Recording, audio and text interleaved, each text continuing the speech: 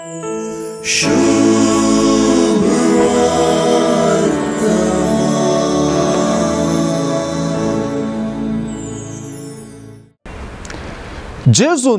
दुसऱ्या पावटी आपल्या शिसांक आपल्या कष्टा मरणा जीवनपणा उदेशी पयलेंच सांगून दिवची गजाल एक नवें वाटापता।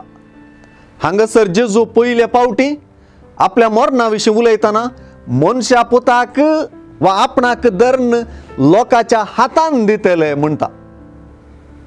16व्या अध्यायांत हे गजाली विशीं उलयतना जेजून आपणाक हातान दिवचे विशीं सांगूंक नासलें, पूण 20व्या अध्यायांत आनी उपरांत निमाण्या अध्यायांनी निरंतर हे आमी आयकतल्या आनी ह्या मुखांतर जेजूचो प्रवाद खरो जाल्लो समजतल्या।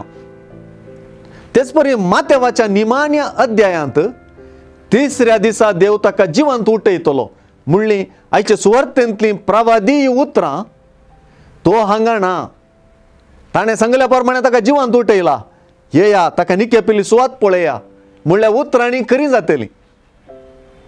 हाचे बराबर सुवार्ता आनी एक गजाल आमचे समोर दवरता।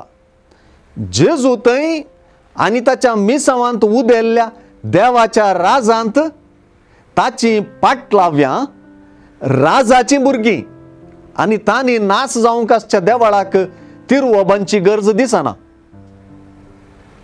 तांकां बांदी नासतना आसचें स्वातंत्र्य आसा, तरी मोगा आनी पेल्या हुस्केचे नदरेन वा हेरांक कश्टांत घाली नये म्हणल्या कारणाक लागून देवळाक तिरवोबांचे विशीं जेजू उलयता। जेजूची पाटलाव्यां एके नवे मांडावळींत रिगलेली देवाच्या राजाची भुरगीं म्हणलें हांगा महत्वाचें जाता।